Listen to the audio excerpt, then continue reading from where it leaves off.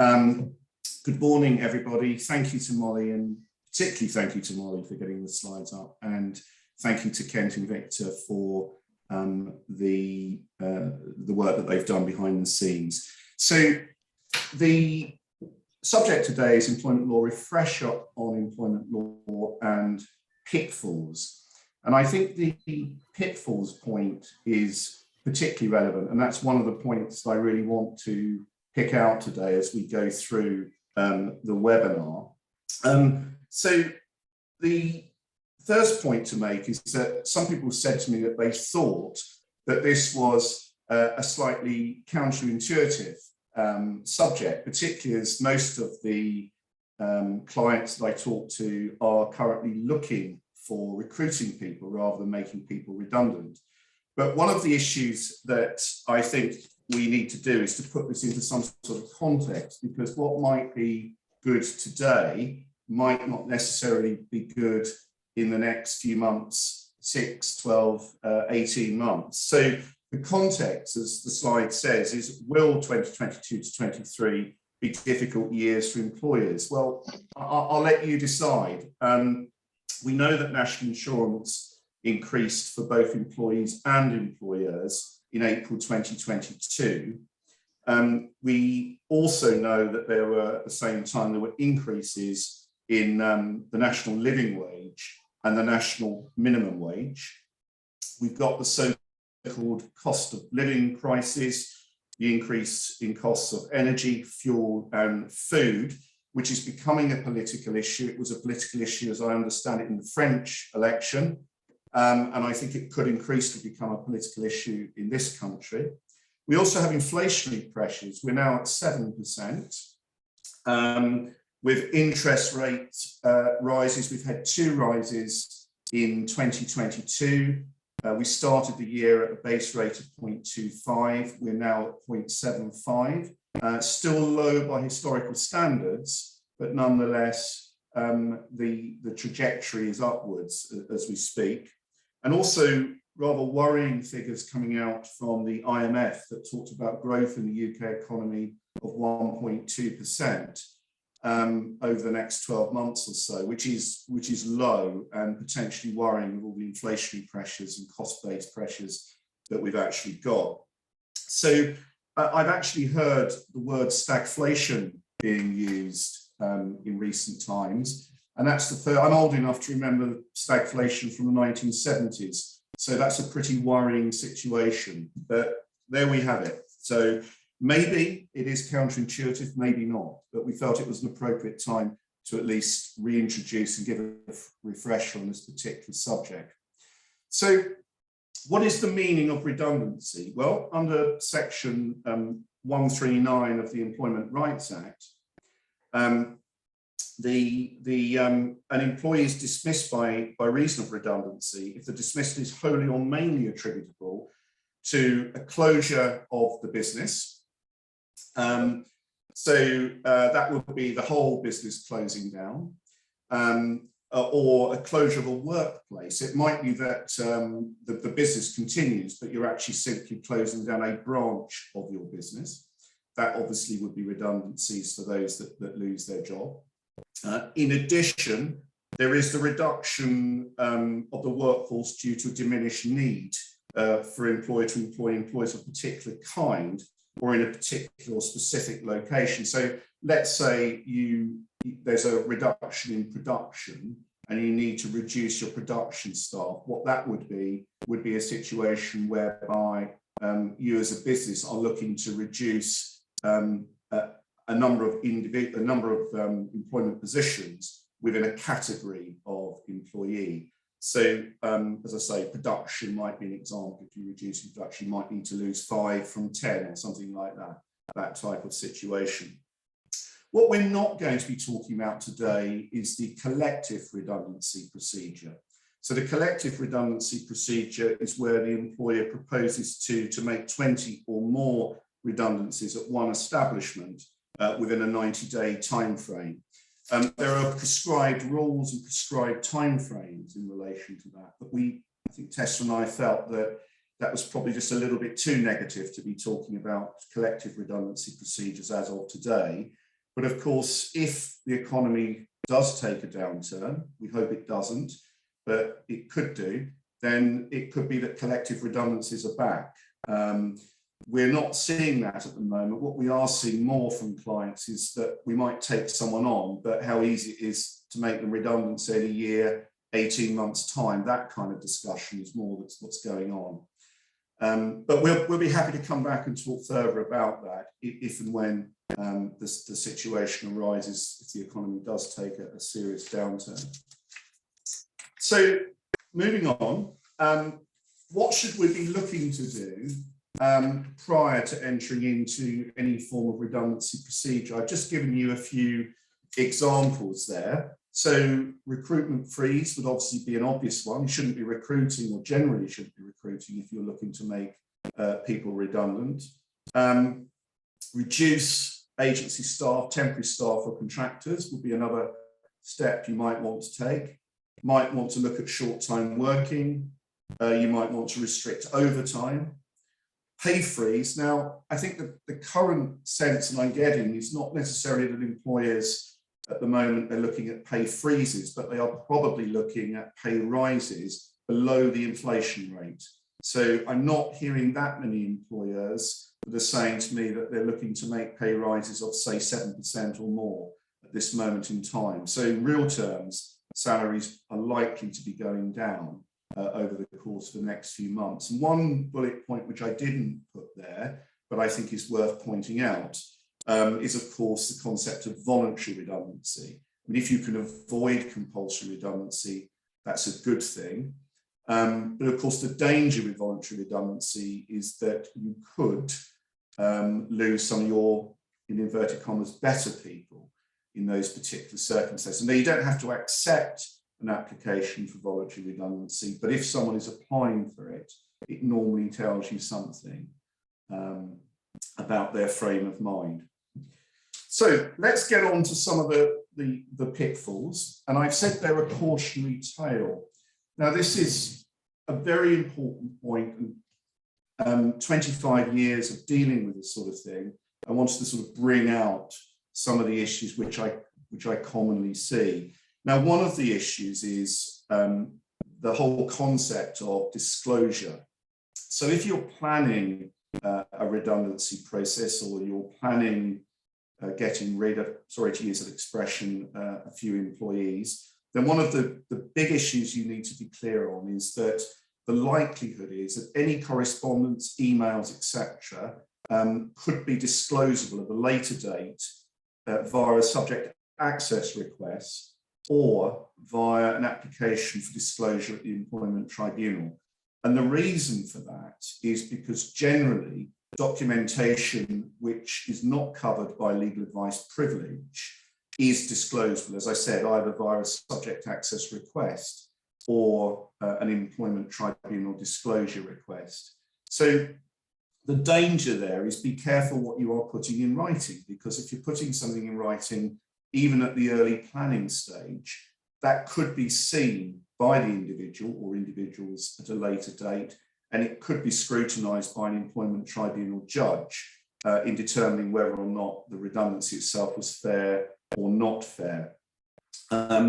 The exception to that is legal advice privilege. So a qualified lawyer, any correspondence which is passing with the qualified lawyer does have the protection of legal advice privilege. And that means that is not disclosable to the employee or to the tribunal or the subject access request, should it be forthcoming. Now, I don't say this out of relish as a solicitor, obviously, because we do have the benefit of legal, our clients would have the benefit of legal advice privilege. It is because I want to point out some pitfalls. But just to put no finer, or to put a finer, this legal advice privilege does not cover internal HR staff, and it does not cover external HR professionals. It only covers qualified lawyers. The only point that protection would come in would be at the point of litigation for non-qualified lawyers. So I say it to all my clients, and it is a pitfall which I'm constantly seeing. I should also say that if an employee is being advised by a trade union, that would not have privilege either. So that is also disclosable, anything that the trade union puts to their employee. So a cautionary tale. Selection pools is the next thing. Now, let's go back to my example where we are reducing our production staff, let's say from 10 to 5. Let's say, for the sake of argument, that we feel that the appropriate selection pool would be the production staff within our organisation. So that means we're effectively, in the example I give, we're losing 5 from 10, 5 from 10. So the key is, as an employer, you need to define the group or pool of employees to be placed at risk of redundancy. It is very clear that the staff need to know if they're in that pool or if they're not. There's lots of different reasons why that's so important, but clearly legally it is crucial that that is the case. So as a rule, place employees undertaking similar roles with similar skill sets in the pool for redundancy, or the potential pool for redundancy. Now, one of the points which I'm often asked is, how prescriptive would an employment tribunal be in looking at the pools? Well, the answer is that case law around this area suggests that the employer has quite a lot of flexibility in terms of the selection pool that it wishes to adopt. So, however, what an employment tribunal will look at is if the employer has artificially narrowed the selection pool. So in other words, is it a sham? Is it an attempt to try and get rid of 1 or 2 people that you don't particularly like?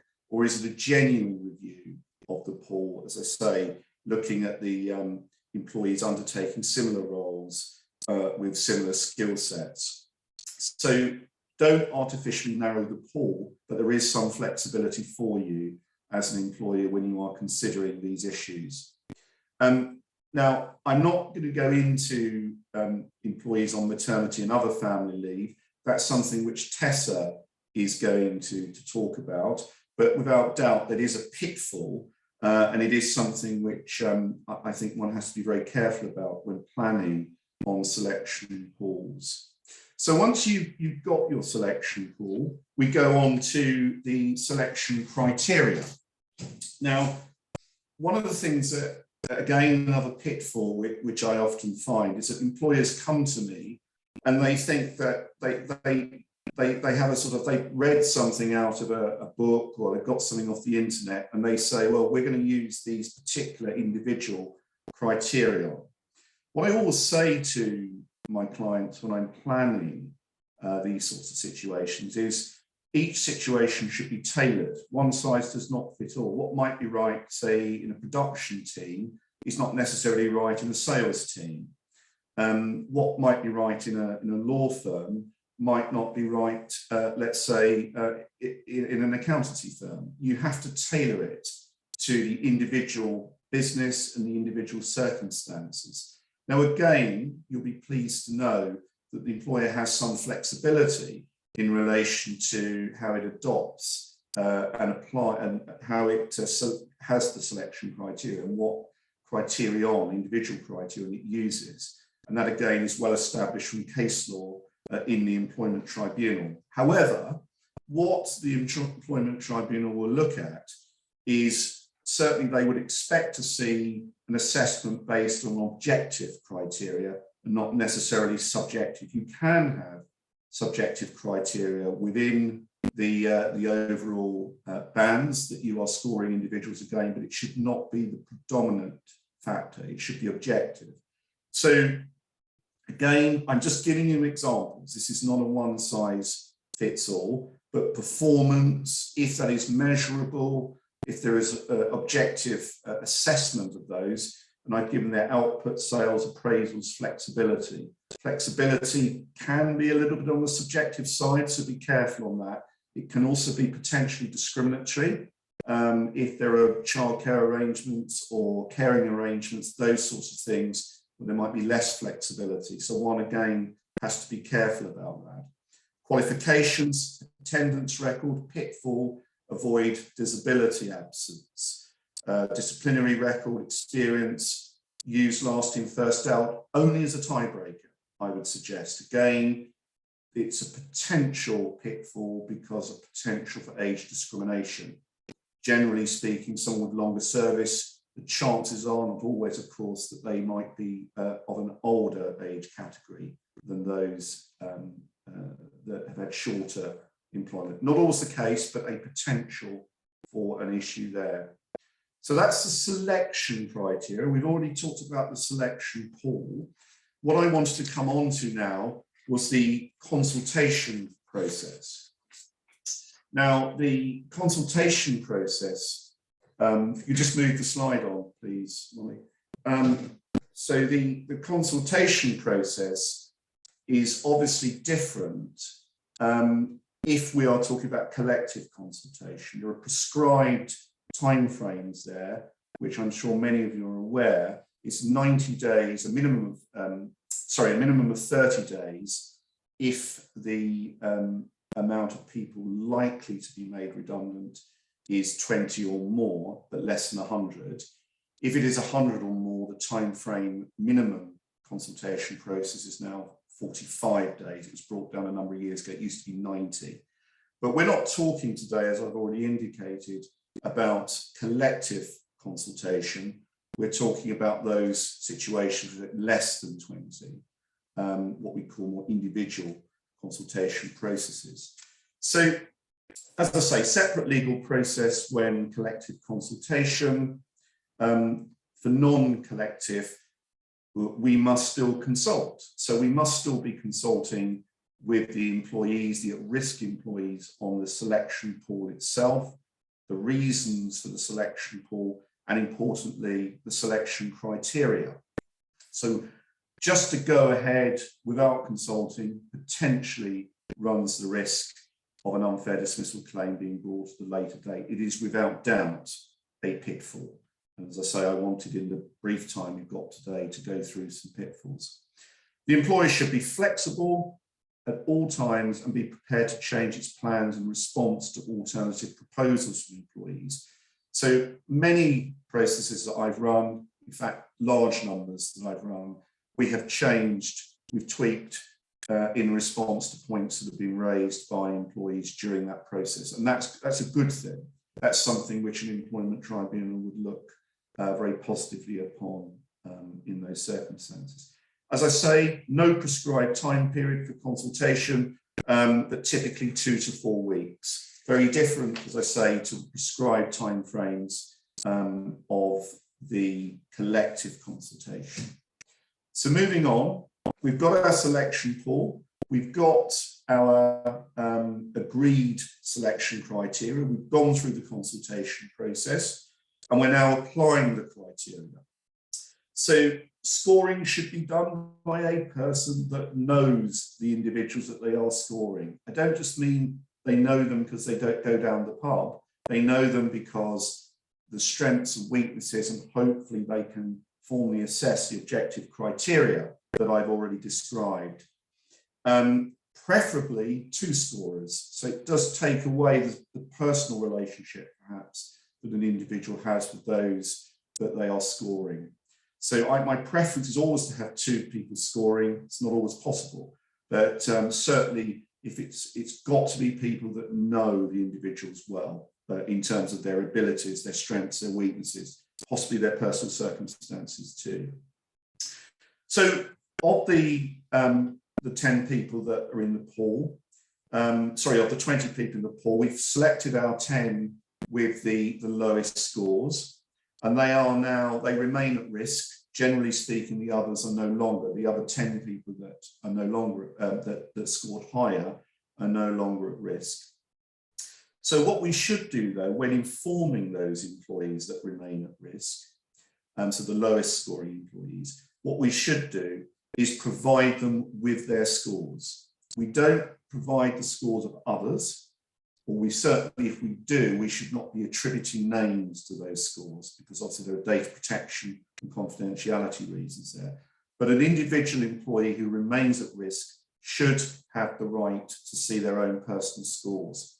Now, generally speaking, we would encourage a review, so we would allow the individual to have those scored, reviewed, possibly by a third person if you've had two people previously looking at the scoring.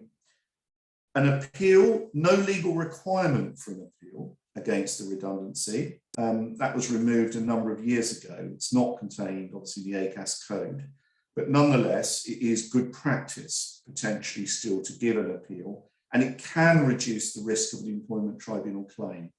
So whilst I'm not necessarily saying you should have an appeal, there is no legal requirement to offer an appeal. It can, of course, reduce the potential for an employment tribunal at a later date. So we've applied the criteria now. The individuals know that they're still at risk. So we're going to look now at the requirement of the employer to look for alternative work. And the situation here is this is something which is often missed by employers, actually. It's another pitfall that I've seen. So an employer must consider alternative work within the business and associated businesses. So a lot of pitfalls here are that employers only look within the employer rather than any associated business. They must also discuss with the at-risk, the employees that remain at risk, the positions that are available, even in fact, if they are ludicrously different to the role that they were doing. So as I say there on my slide, even if lower pay or more junior role, a lot of employers make the mistake of saying, well, they're never going to take that. What's the point? It's insulting. You should still discuss the much more junior role, possibly a part-time role, whatever it might be. Again, it goes to the root of whether it's a fair or unfair redundancy. Suitable alternative roles could be a role where someone is slotted into that role, and that's based on a test of objective and subjective. So it's not just if the salary is the same, the rank is the same, so to speak. We look at a whole host of other things like hours, location, and things like that. But that suitable alternative role could be available, and it could be that the individual is offered that. Alternatively, there may be an alternative role, which is more junior, not necessarily suitable as a comparator to the previous role. In those circumstances, there should be a 4-week trial period. And of course, if the trial period doesn't work out, the individual's redundancy payment is retained in those particular circumstances. If it does work out, then the individual will not be made redundant because there's no dismissal, and they will move into the reduced role, the more junior role. So just finally, and I did want to leave a little bit of time for questions, on redundancy terms, you've got to consider whether you're going to offer statutory terms or more enhanced terms, whether the notice period is to be worked or not. The tax position, as I'm sure you're all aware, the notice period, if you don't work the notice period, that is still taxable. And redundancy terms up to £30,000 are generally tax-free. So there's normally different tax treatment of the two payments, the notice period. And obviously, if someone does work the notice period, then clearly that would be taxable. Consider outplacements. There are tax advantages there for the employer in possibly offering outplacement, and consider whether or not, particularly in the case, I think, of an enhanced payment, whether or not you want to offer a settlement agreement just to cover off, or if there is a slightly dodgy redundancy, which Tessa's going to talk about in a moment, again, you might want to consider a settlement agreement in those at that particular point. So hopefully, Molly, in that whistle-stop tour, I've left enough time for any questions that might come in, or may not. If not, I'll come back at the end and talk. Yeah, absolutely. Thank you for that. Does anybody have any questions for Andrew at all? If so, feel free to quickly pop them in the chat or unmute, and we can ask those now. Good morning. Morning. Okay, so I would like to just ask, I hear some organizations use the word right sizing or downsizing, and then we're hearing redundancy. So I just wanted to know what really is the difference. Would this process also apply and when you talk about right sizing or downsizing? as the case might be? Well, downsizing generally, I mean, it's not a legal term, but generally I would anticipate redundancies would follow from that, because downsizing suggests there's a reduction in the number of staff in that particular circumstance that you described.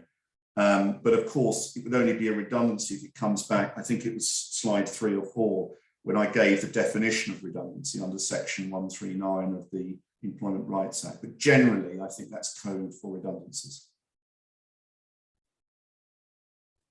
Brilliant, thank you. And hopefully that's answered your question.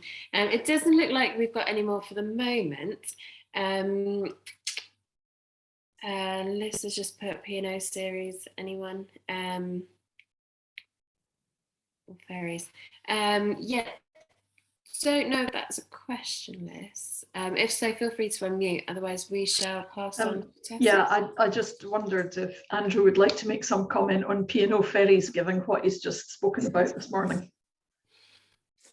Morning, Liz. Nice to see you again. I think, have you got about 5 hours? Because if you have, maybe that might have. I mean, all I would say is it's a much more, I mean, clearly on a moral basis, it's utter disgrace. I hope I'm not offending anyone here by saying that. It's an utter disgrace.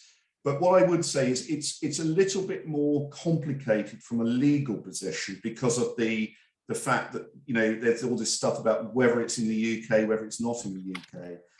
I think whatever, I mean, ultimately, there will be legal proceedings in relation to this. And one, I'm going to put it out there. I hope that the employees succeed. But the reality is, I think that the court of public opinion may be a bigger issue here rather than the law when it comes to P&O, Liz. I'm sorry to sound, I was so dismayed by what I saw and continue to see, but I'll stop now because I think that's not my purpose today, is it? So, thank you. Nice to see you, Liz. I couldn't resist, thank you. Thanks, Liz. But yeah, that looks like it's all the questions for now. Obviously, if anybody does think of any more, pop them in the chat, or we will have some more time as well after Tessa's talk. So I will now pass you over to Tess. Morning, everybody. Just get my slides up. Can you all see those? They come up okay? Yeah, perfect. Perfect. I have got the lovely job of talking about discrimination in redundancy this morning. So a very thorny topic, which has lots of little quirks that people tend to forget about and miss. And we are seeing a huge rise in people alleging discrimination outside of redundancy and within as well. And one of the main reasons is probably because if people don't have 2 years service, they cannot bring an ordinary unfair dismissal claim. So they throw in a discrimination claim on top and an argument to get that unfair dismissal claim in and then hopefully get a settlement. That is kind of the mentality we're seeing from people. The have a go tribunal claims are coming back. And of course, these are very costly to deal with, both in terms of management time, legal fees, but they also open up further heads of loss. So your injuries, feelings, and people are also very much putting forward head of claim for personal injury, which is something we haven't always seen in the past. So they go and get a diagnosis of depression from the doctor and then argue that that's a personal injury they've suffered as a result of the discrimination. I mean, I could talk about the legalities of that for about 10 minutes in itself, but they're very expensive and people are using these to kind of try and secure themselves a better settlement. So it's worth bearing that in mind right from the very outset. If you give somebody a chink of a discrimination claim, they will run with it at present. And as Andrew said, all the paperwork, what's disclosable, non-disclosable, have your argument whenever you're writing something down in a redundancy process. Picture yourself in the tribunal at the end. Can you justify what you're writing? Would you be willing to stand by that in front of a judge? If so, put it in paper. If not, don't. Having said that, it sounds as though I'm saying individuals can just bring discrimination claims and they get payouts. It's not the case at all. And we're actually seeing employers very much pushing back against it. So I just kind of wanted to remind everybody of actually the burden of proof in discrimination claims, because it's different to an ordinary unfair dismissal claim. It's reverse.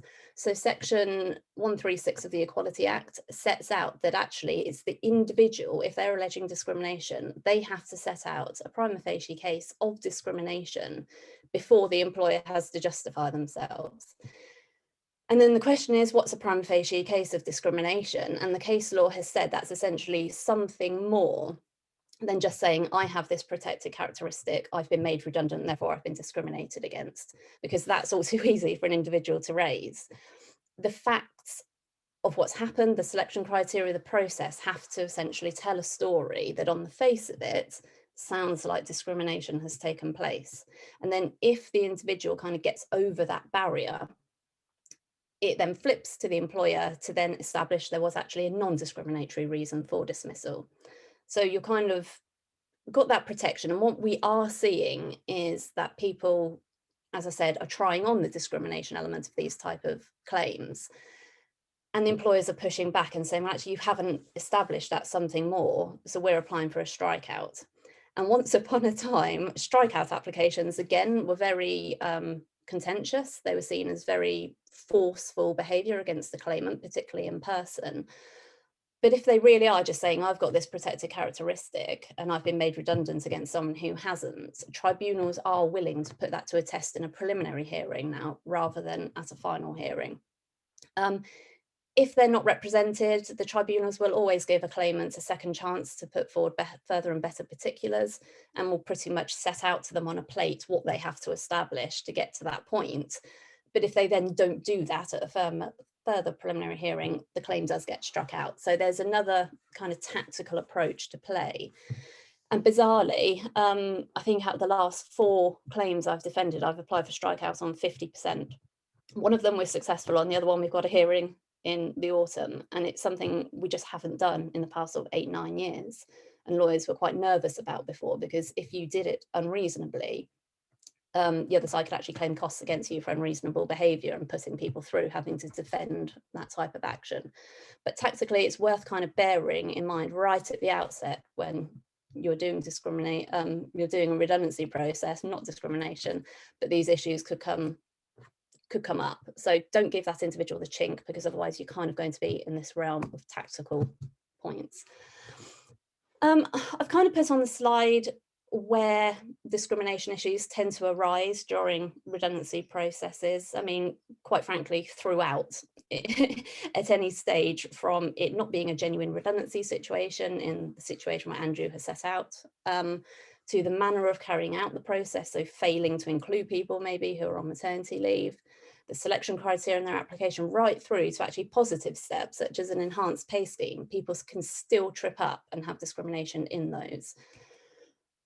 I was going to talk about and focus on 3 particular areas, so absent employees and processes, and that's predominantly people on maternity leave and who have a disability and have lots of sick leave, selection criteria, which Andrew's touched on as well, and then enhanced pay schemes. As I said, absent employees, in the situation of a redundancy process, the ones we tend to have concerns about are ones on pregnancy and maternity leave and people who have disabilities, like I said. So the framework will be around these. I seem to find myself talking about pregnancy and maternity discrimination and family-friendly rights all the time at these webinars, but there really are something that's come to the forefront of employment law in the UK, and there's very much a push and a trend towards protecting people and their family rights and getting that work-life balance correct. So it's why I'm going to spend quite a lot of time, probably in the next sort of 5 minutes, talking about this type of discrimination. And then the first thing I'm going to say is completely forget what I've just said about the burden of proof.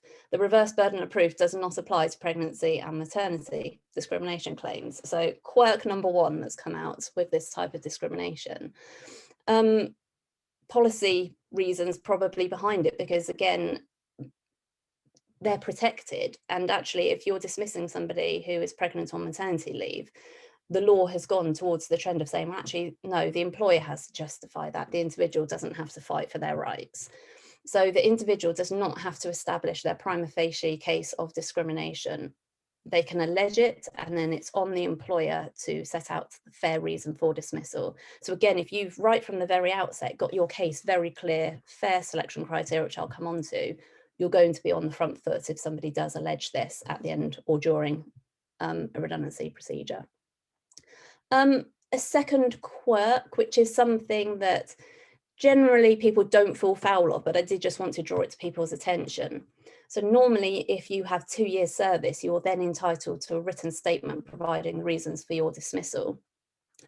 If you are dismissed when you're pregnant or on maternity leave, under the Employment Rights Act, you have this right to the written reasons for dismissal, regardless of your length of service.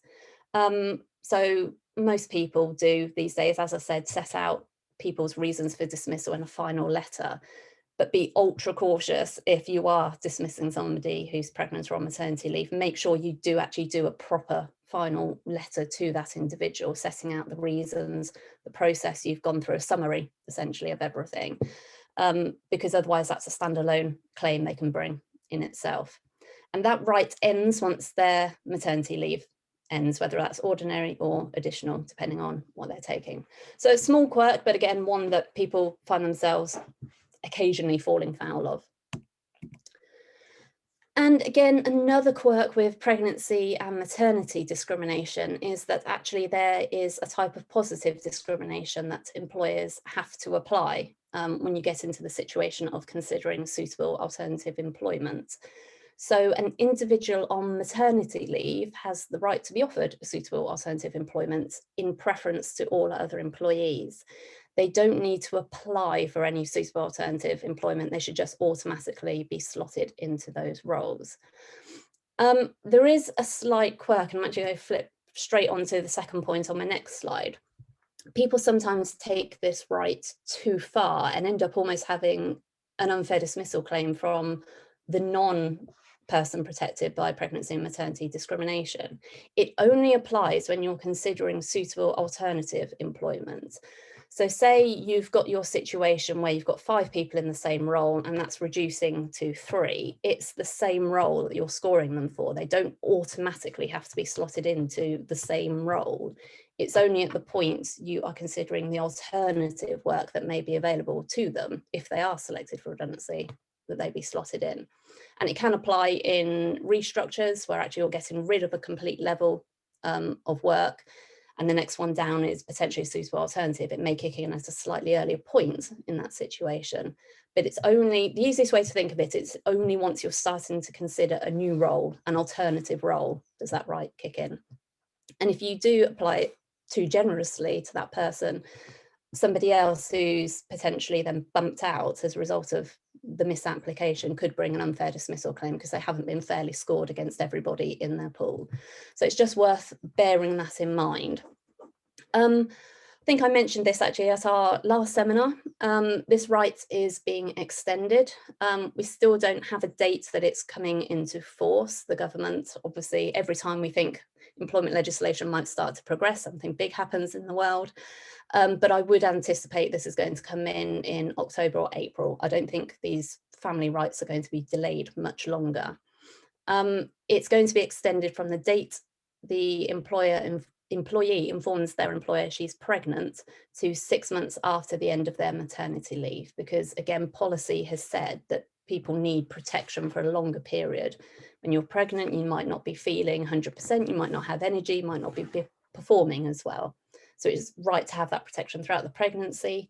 And then again, 6 months after end of maternity leave has been judged to generally be a reasonable period of time for that individual to get back up to full speed in their role, having been out of the business. This will apply to other types of family rights as well, we believe. So somebody on adoption leave and taking shared parental leave as well. Exactly how far it will extend and give the protection to in those rights, we don't know, but we are expecting it to be a mirror right. So logic tells us from the point anybody tells their employer they're going on adoption leave to 6 months after the return from that, and the same for shared parental. But watch this space. So if you're thinking about making redundancies in the next year, that is very much something that might kick in during the process. So keep your eyes out.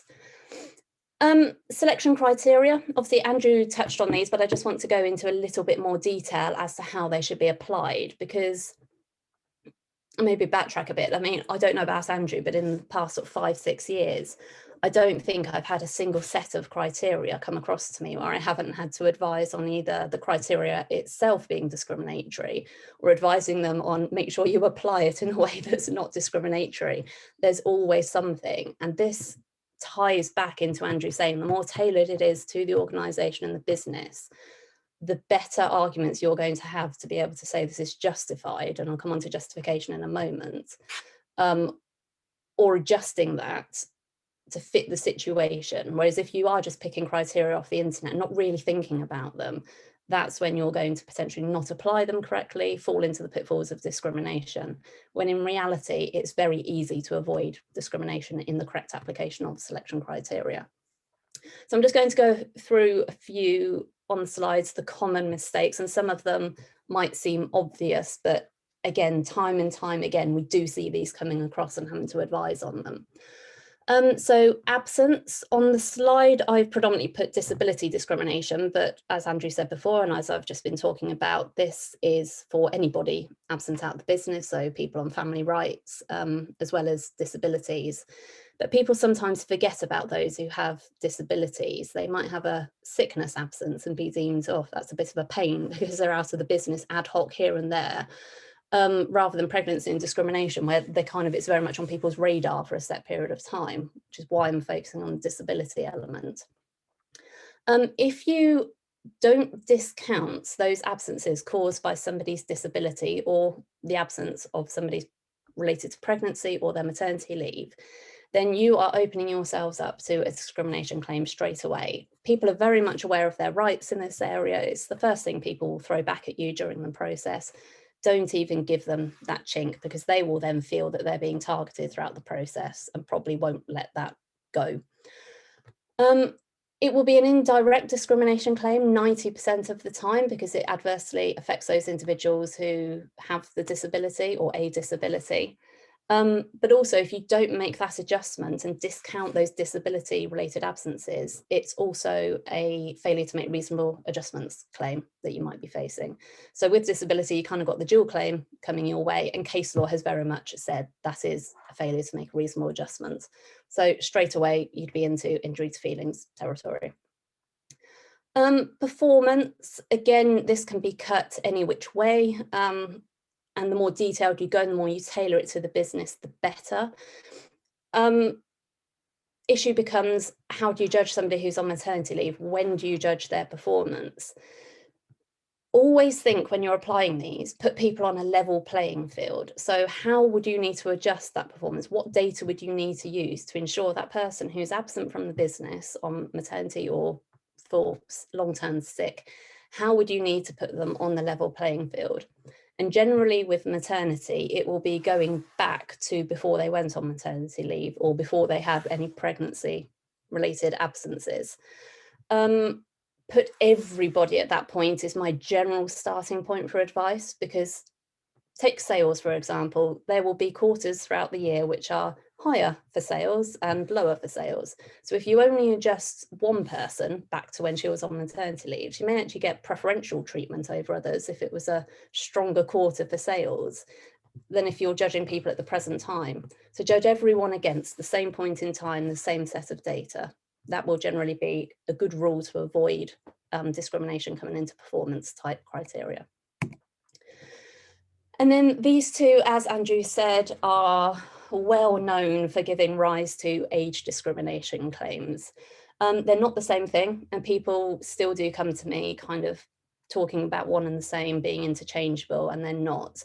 So length of service is generally people using first in, first out. And as Andrew said, people who are at work, have been employed for longer, potentially are older. And bumping is where, best example, you're taking the senior management out of the structure. So you're just having like directors and managers. So you're completely removing a level of management. But the business says, well, we don't want to lose the expertise of that senior management. So you automatically put them into the lower role of manager because you don't want to lose their expertise. And then it's the manager level role that gets bumped out of the business. And they're the ones put at risk. And again, generally, I mean, that's a very simple example of how that applies, but generally Again, the more senior you are in an organisation, the potential that they might be an older work person, and therefore bumping out somebody at a junior level, potential for age discrimination. It may be that doesn't apply in your business. If everybody is a very similar age at all levels and all service, it won't be discriminatory. But again, as Andrew touched on before, because this has been very well known to give rise to claims of age discrimination, don't use this as one of your main criteria. If you really want to use it, have a justification as to why. Bumping was very much in favour, and that was very much out of favour. It's kind of done the full circle. And as Andrew said, length of service, we tend to only advise using it as a deciding factor if absolutely necessary. And 99% of the time, it's not necessary to just avoid them, is my general advice if it can be. A quirk of age discrimination is, bizarrely, it can be objectively justified for both direct and indirect discrimination. Normally, you only find justification in indirect discrimination claims for all other types of protected characteristics. So you have a reasonable, legitimate reason for having that discriminatory policy, practice, or criterion. Direct discrimination you can justify if you have a legitimate objective of a public interest nature. And the example kind of you read about everywhere is intergenerational fairness. But to be perfectly honest, I was kind of sitting here last night and I struggled to find any example that I could apply to a redundancy situation where you're going to be able to objectively justify and meet that high criteria of a public interest nature for a direct discrimination claim. It's going to be very rare. So although I've kind of brought it to your attention, don't think that it is the realms in something you want to get into in an argument. So it goes back to my point. Don't even try and get into this argument of discrimination. Yes, there are arguments we can put forward to try and justify things later on if you have somebody alleging discrimination. But as lawyers, we'd much rather not get there. We will do it, but particularly if it's direct discrimination, you're probably not going to succeed.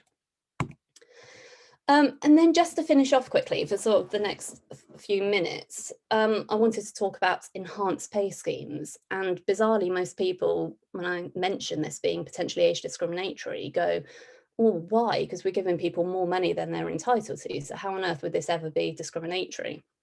So it goes back to actually examining the statutory scheme and the fact it's on age bands. On a very base level, they're getting paid different amounts depending on how old they are.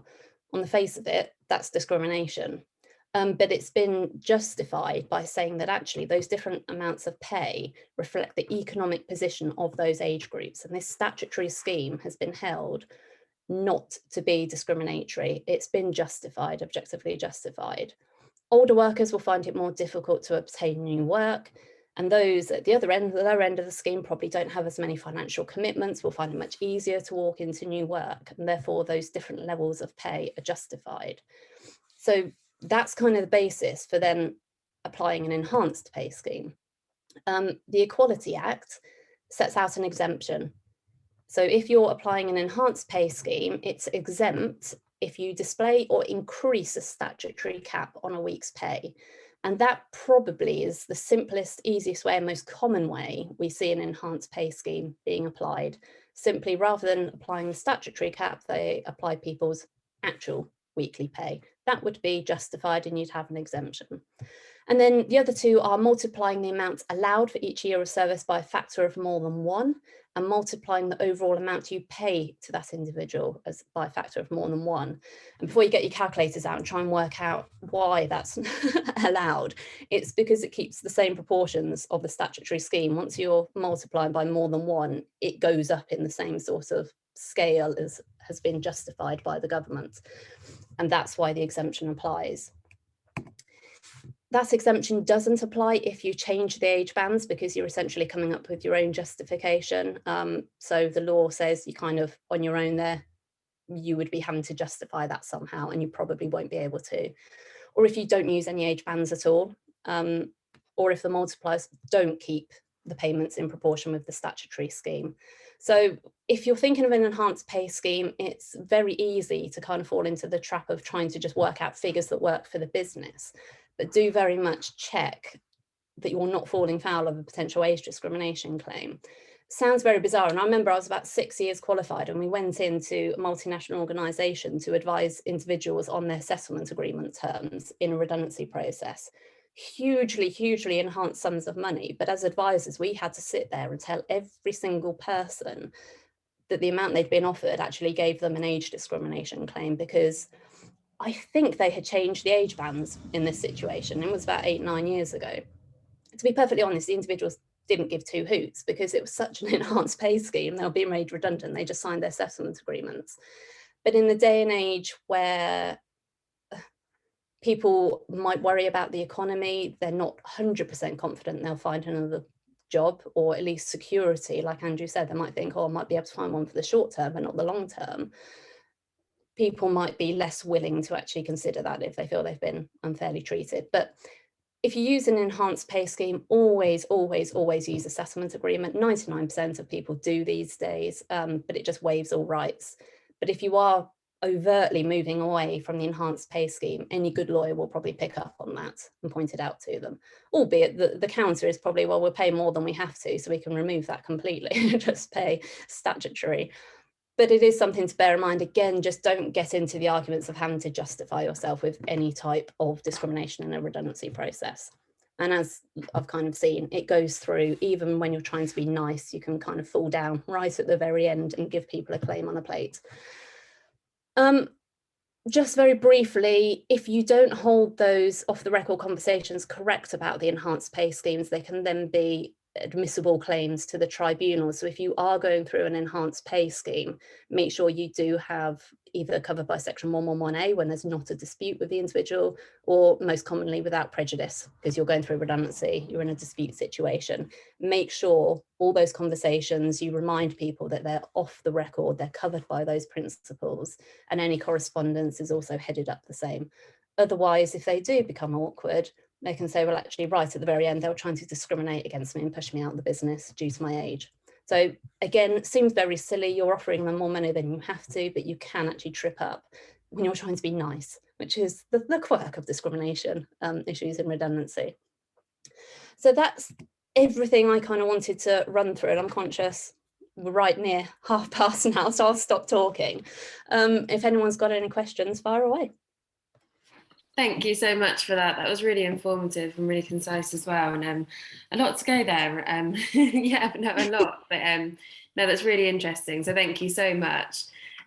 We have one question here from Kevin, who says, does an employee on a fixed term contract for say 1 year have the same rights as one offered a permanent contract? Well, I had the benefit of seeing Kevin's very good question, so shall I go first on that? Thanks, Andrew. Yeah, you were probably talking, Tessa, but no, good question, Kevin. And I tell you why it's a particularly good question is because a number of people have asked me with the current situation in the economy where, as I say, it's probably vacancy led at the moment, but there is uncertainty as to where we might be going. A lot of people have said to me, well, we're considering maybe taking people on relatively short-term contracts, say of a year. To use your example. So the reality here is that, and I think it has been stated already, but I'll state it again, you cannot bring a claim for unfair dismissal or redundancy. Well, when I say unfair dismissal, I mean ordinary unfair dismissal or redundancy if you've been employed less than 2 years. So in answer to your question, if you've only been employed, say 1 year on a fixed term contract, you will not have the same rights from a legal perspective as an individual that's been employed 2 years or more, which is why I think that some employers are moving towards relatively shorter term contracts, if of course the individuals are prepared to agree to that, because it is very much, as I said, a vacancy led economy at the moment, and it could change very, very quickly, I suspect. And that really is the theme running through certainly my aspect of the talk today, that whilst it may seem counterintuitive, I think it'd be very interesting to see where this might go. Yeah. So the answer is they are different rights, Kevin, based upon the length of service. Just to add to that briefly at the end though, do be careful about the situation, and we're not seeing this as commonly. I think people are very much alert to this now, but back-to-back 1-year fixed term contracts and thinking that gets around the 2-year service points.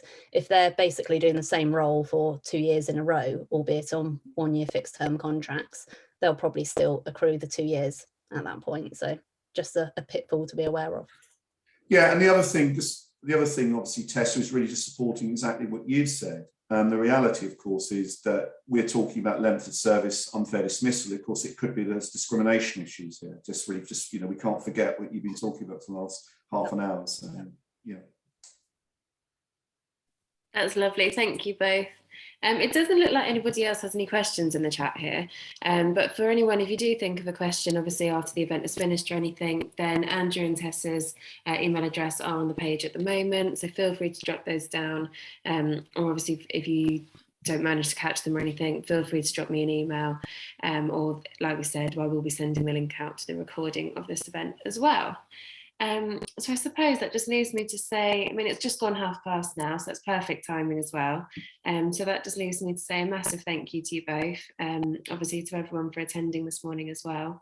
And yeah, enjoy the rest of your days.